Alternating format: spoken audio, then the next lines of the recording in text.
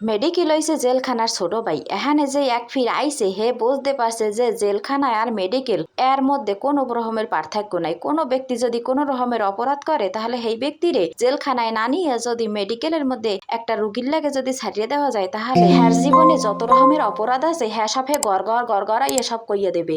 এতে কোনো রকমের ভুল নাই। হ্যাঁ কইছে কি লেগে এই যে আজ 4 দিন 5 দিন ধরে মোর বুনডার লাগে যে হিনে আসি এই কয়টা দিন কোনো রকমের এখানে সুস্থ থাকার মতন কোনো পরিস্থিতি আলহে না। খালি মেডিকেলের একোনাতে ওকোনায় যাও, সিঁড়ির দিয়ে উফরে যাও, উফরির দিয়ে নিচে নামো, এই রকমের হরতে হরতে আডুর বাড়ি মাডি খুললে মুললে যেন পরিষ্কার হইয়া যাইতে আসে। আর পরানটা মনে হয় যেন নহের আঙ্গুলের মাথায় আইয়া বাজ্যে রইছে। এই যে একটা সিঁড়ি দেখতেছেন, এটা করলো কোনো রকমের সিঁড়ি না, এটা মনে হয় কোনো একটা রক্ত চোষা। এ তো মোর শরীরের 2-3 কেজি রক্ত চুইয়ে চুইয়ে খাইয়া লাইছে। আরে হ্যাঁ কইছে কি লেগে এই সিঁড়িটা বাইতে বাইতে যে মোর শরীরের যে রক্তগুলা সেগুলো মোর শরীরের মধ্যে মোটেও নাই, হ্যাঁ সব হুকইয়ে গেছে। ডাক্তারে তো হ্যাঁ দিন ইয়ে কইতে আছে, আফা আম্মে যে রুগীর লাগে আইসেন আম্মে তো নিজেই চল থারেন না, আম্মে দেখি লাডি বর দিয়ে আডেন। কই আরে স্যার মুই লাডি বর দিয়ে আডমু না তাই হোর মুখী, মোর যে শরীরের অবস্থা এই যে কয়দিন আগে মুই অসুস্থ আনলাম সেই সময় তো মোর হইছিল কি জানেন? স্যারে কয় কি হইছে?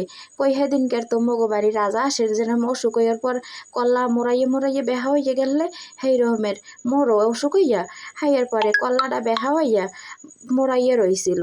মুই তো ফির মনে হরছিলাম যে সবাই মরে গাড় তারা কয় যে তোর গাড়ের রক একটা খাড়ো হাইয়া মনে হয় হইছে। হাইয়ার পর দেখি যে না হ্যাঁ সব কিছুই না, আসলে মোর অবস্থা আর রাজাসের অবস্থা একরকমেরই হইছে। এত কিছু হইছে মুই দুঃখ করমু কেমনে? এই যে দেখেন না মোর দিকে কেমনে টিপিস টিপিস করে চাইতে আছে, এই হইছে মগো রাজকন্যা।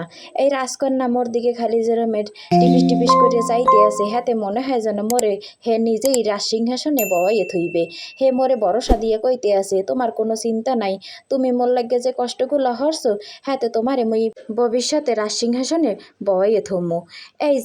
এই যে দেখছেন মোর মায় কতক্ষণহানে এখানে ঘুমাইতে আছে, এদিকে মোর বইনে উঠে বইয়ে রয়েছে, মোর মাইয়াটাই তো টুস করে হারতে আছে। মুই কি হরমু? মুই কতক্ষণহানে গড় দিই, কতক্ষণহানে উঠে খারাই যাই, কতক্ষণহানে আবার হইয়ে পড়ি। আহানে আবার জেলখানার মতন সকালে খাও নাই, দুপুরিয়ালে খাও নাই, রাইতেও খাওন চললে আয়, কোনো চিন্তা নাই। না আছে রান্না বাড়ার চিন্তা আর না আছে কোনো খাওয়ার চিন্তা, খাওন তো মোহর দ্বারে আইয়েই পড়ে। আর এই যে মগো ছোট্ট সোনামণি হে তো এই খায় আর ঘুমায়, হে চিন্তা হারে যে মুই তো হ্যান সরকারি খাওন পাইছি, মুইও হিনে বইয়ে কয়দিন হানে আরাম করে একটু খাইয়া যাই। মোর মায় আছে, মোর খালাম্মায় আছে, হেরা থাকতে আর মোর কষ্টটা কমনে। আর মোরা আর কি হরমু? কতক্ষণ হানে হইয়ে পড়ি, কতক্ষণ হানে বইয়ে পড়ি, কোনো কিছুতে শান্তি পাই না। শান্তি আর পামু কেমনে? শান্তির মায় মনে হয় মরে গেছে। এই চাইরোদিকে খালি ঘুরি গাড়ি, এক ফির জানলার দ্বারে ধরিয়া জুলুক্কা মারি, আর এক ফির স্কুলের দুহারটা খুললে এরপর তাহার ব্যালকনির দ্বারে যাইয়ে খাড়াই। চাইরো পাশে একটু ঘুরিয়ে গাড়িয়ে দেখি, হ্যাঁতেও মোর যেন মনটা আর ভরে না, মনটা যেন কাল হুগইয়ে গেছে। মনে হয় কি যেন চাল বাজা বাজছে মনের মধ্যে, সেই রকমের হুগ্ন হইয়ে গেছে। আজ নিজেরে মনে হইতেছে যেন মুই আজগো নতুন হরু বাড়ি আইছি, আর আজগো মুই মোর ভাই বোনের অপেক্ষায় বইয়া রইছি মোরে কোন সময় নায়র নিতে আইবে হিন্দা একটু বাপের বাড়ি দৌড়াইয়া যামু, সবার মুখখানা একটু দেখমু। সেই রকমেরই আজগো দিনটা মোর মনে হইতে আছে। এই যে চাইরোপাশের পরিবেশটা যে সময় একটু চাইয়ে চাইরোপাশটা যে সময় একটু দেখি সেই সময় মনটা একটু ফুরফুরি হইয়া যায়। আর মাঝে মাঝে ভাবি এই ইট দেয়ালের পাথরের মাঝে কেমনে বন্দি হইয়া থাহে মানু, কেমনে থাহে হাঙ্গা দিন ঘরের মধ্যে আটকা, হেই মুই কইতে পারি না। কত মানুষ আছে যারা শহরের মধ্যে আটকে চেটকে থাহে, সারাদিন ঘরের মধ্যে আল্লাহ আল্লাহ বোবা মানে নাহান বইয়ে থাই, হারা যে কেমন কি হরে মুই হেই কইতে পারি না।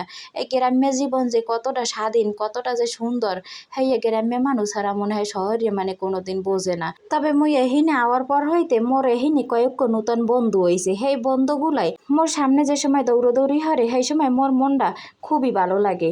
আর মোর মনটায় যে কি কয় হ্যাঁ কি কমো, মোর মনটায় মাঝে মাঝে কয় হে বন্ধুগুলারে ধৈর্য যদি একটু মোর দ্বারে আনথারতাম তাহলে মনে হয় একটু ফ্রাই করে খাইতে পারতাম। এই যে মোর বন্ধুগুলা এই যে করতে আছে, মুই যদি বাড়িতে 2-1টা বড়ি লইয়েইতাম, এই বড়শি হালাইয়া কইলো এই মাছগুলো কইলো ধরিয়ে লইয়ে যাইতে পারতাম।